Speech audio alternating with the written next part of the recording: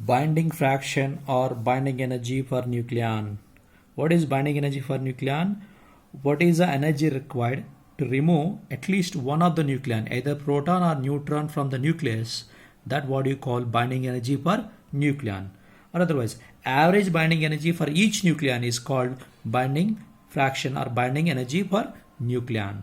So binding energy for nucleon is binding energy of the total nucleus by number of nucleons, nothing but mass number. Binding energy, we know mass defect into 931.5 mega electron volt or million electron volt by mass number we can write. This is energy required to remove one nucleon from the nucleus. Suppose if this value is high, this value is more, and that nuclei is stable. For example, here we have binding energy curve is there. In binding energy curve, for different elements, how binding energy for nucleon, that is Be by A. It is not binding energy for nucleon. For each nucleon, how much binding energy required? That gives here. Binding energy for nucleon. So you see here, some elements have high binding energy, some elements have less binding energy.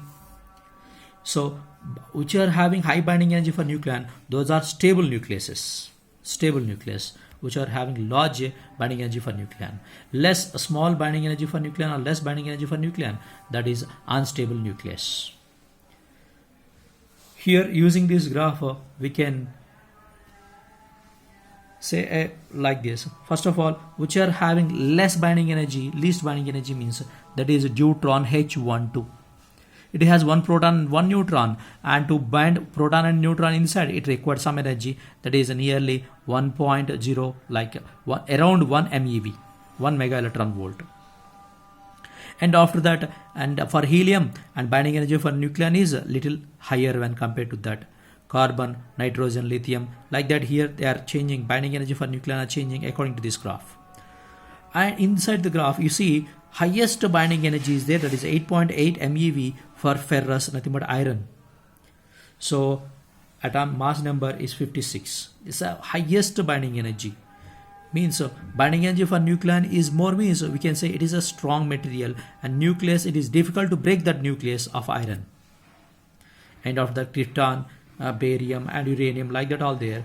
And so you see that when you are moving from here to here, atomic number increases and mass number also increases. And you know, for in the beginning of that, means for hydrogen or for helium and carbon, nitrogen, this type of nucleus, helium 2 protons 2 neutrons, lithium 3 protons 3 neutrons, carbon 6 and 6, nitrogen 7 and 7, like that. So number of protons, number of neutrons, both are equal. So those type of materials having higher binding energy. And the materials which are having neutron number more, when number of atomic number increases, number of neutron increases, proton number of course increases, but when compared to proton number, neutron number damages. For example, uranium 92 235 is there, an element, uranium element, and 92 protons are there, 235 minus 92, that many neutrons are there, huge number of neutrons are there. So after particular value, after 30 element 30, and what happened, number of neutrons are dominated because of that, and that nucleus become weak and unstable.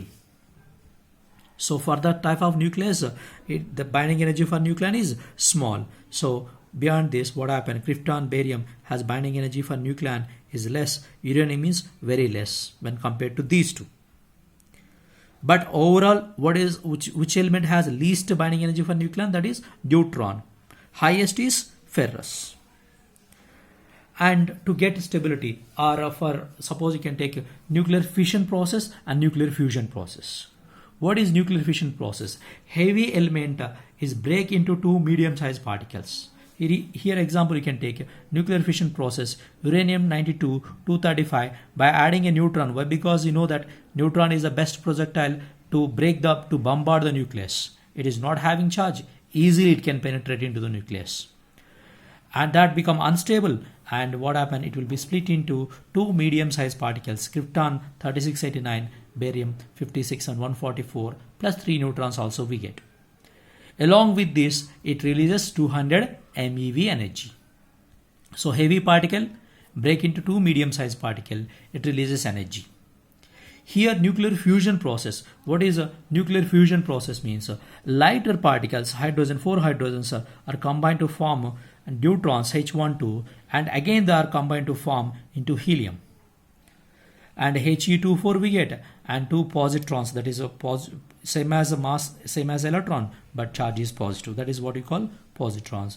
Plus energy releases 26.7 MeV energy releases.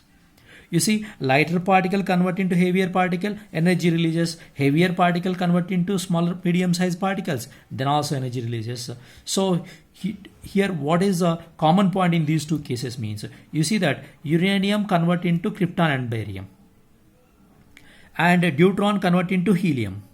That means what here happening, you see that uranium, which is having low binding energy for nucleon, is converted into krypton and barium, which are having high binding energy for nucleon.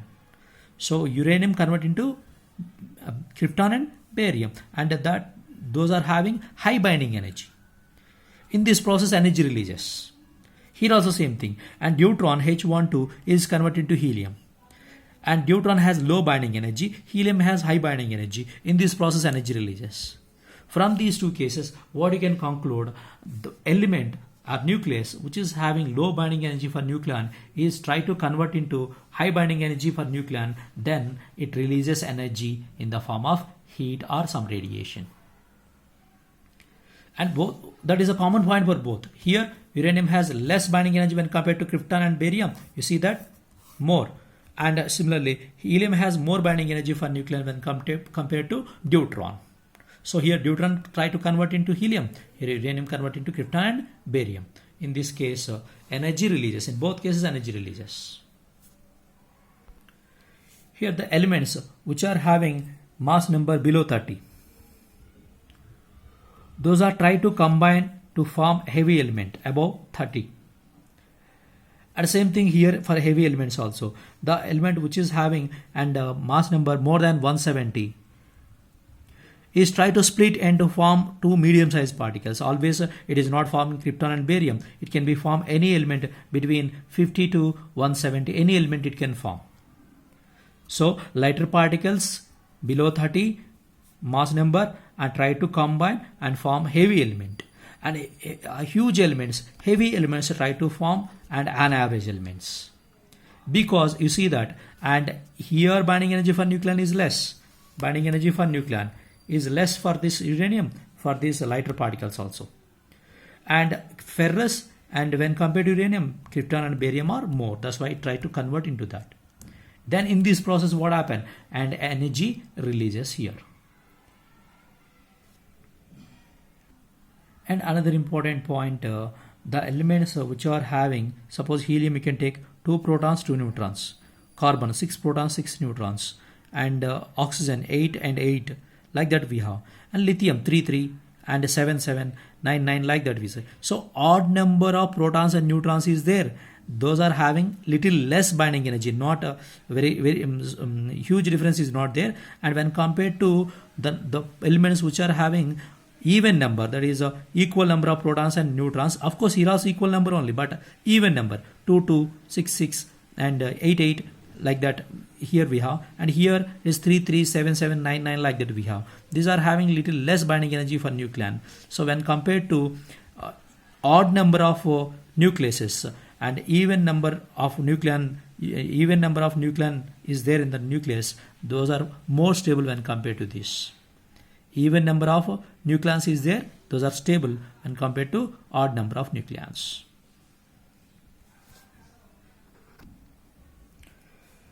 Now we'll see different types of nuclear reactions. And here, exoergic reaction. Exoergic reaction means in a process, heat energy released outside or energy comes outside, that what we call exoergic reaction. When it is possible means, suppose you can take an equation, A and B are two elements which are try to convert C and D. In this process, heat energy released plus Q is there. A and B are reactants, C and D are called products. A and B are parent atoms, parent nucleus, C and D are daughter nucleus, you can think. In this process, energy releases. why energy releases means and because of mass defect. More mass defect is there, more energy releases here.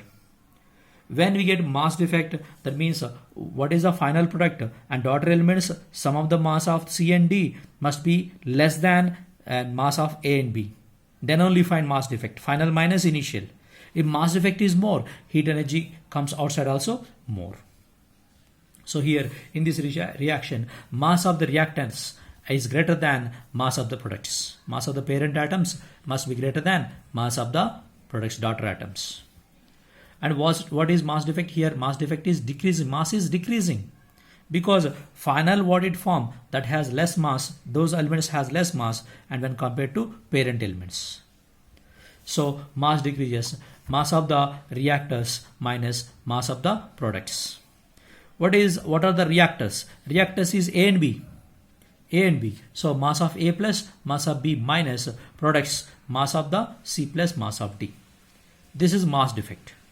When you get mass defect, multiply with C square and you can get energy. So either you can get in joules or and MeV is mega electron volt. If you take C square value 931.5 and delta M is in AMU, then you get mega electron volt. If you take delta M is in kgs and C value take 3 into 10 power 8 whole square is there, 16 into 10 power 9 into 10 power 16, you get in joules. In this case, what do you say? The binding energy of products are greater than binding energy of reactors. When energy releases, binding energy of the products must be greater than binding energy of the reactors. So that we'll see once. See in this case, uranium is converted into krypton and barium. What is binding energy for nucleon of uranium? And it having less when compared to krypton and barium. So lower binding energy convert into higher binding energy. Binding energy of the parent is less when compared to binding energy of the daughter elements, products. So in this process, energy releases here. That only that they gave here. Binding energy of the products is greater than binding energy of the reactors. And how much energy releases? Binding energy of the product minus binding energy of the reactors. Binding energy of the daughter elements minus binding energy of the parents. So which are here products, which are parent atoms. So A and B are parent, C and D are daughter elements. So binding energy of C and D must be greater, then only energy releases when compared to A and B. So binding energy of C plus binding energy of D minus binding energy of A, binding energy of B. You can add these two and subtract from this. This is the total energy releases here. What is exoergic reaction? Energy releases outside. The mass of the product should be less than mass of the parent atoms, parent nucleuses.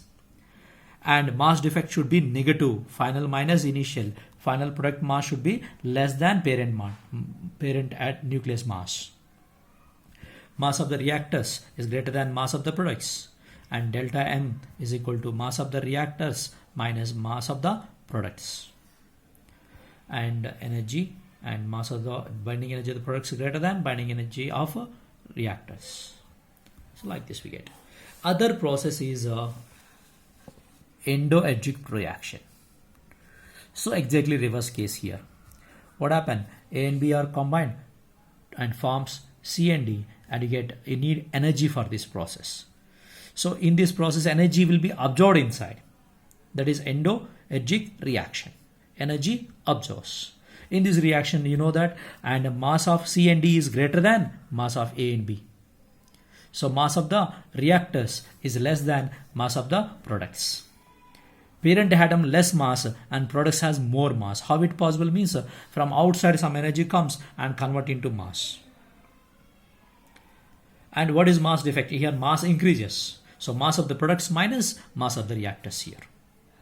That is MC plus MD minus MA plus MB. Energy required. How much energy required to make this process? Delta M C square. There in the previous case, energy releases. Here energy absorbed. Same thing, binding energy of the products is less than binding energy of the reactors. So here in this case what happened? Suppose it is not possible, but if we assume that ferrous is converting into uranium or barium. ferrous convert into barium and uranium, what happened? High binding energy to low binding energy to convert. Then in this process it required energy, it need heat energy, or it need external energy from outside. Otherwise it won't convert. So that means binding energy of parent is Fe, binding energy of products is Ba and U are less when compared to Fe. It is not possible in real case. For example only I am explaining. Of course uranium and naturally it is happen. Uranium can convert into krypton and barium, and hydrogen can convert into helium. That is possible, but there is no process like this. But we are assuming for sake of endo-edgic reaction, we are assuming like that ferrous converted into krypton and barium. And here heat energy required, heat energy absorbed by the system here. In this case what happened? Binding energy of the products is less than binding energy of the reactors. So energy releases, binding energy of the reactors minus binding energy of products. So what you can write? Binding energy of the parent atoms minus binding energy of the product atoms. And this we get more. Initially we have more, and then you get energy absorbed.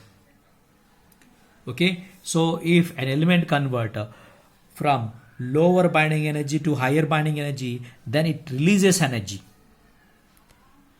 And if an element converter from higher binding energy to lower binding energy, it requires energy, it absorbs heat energy.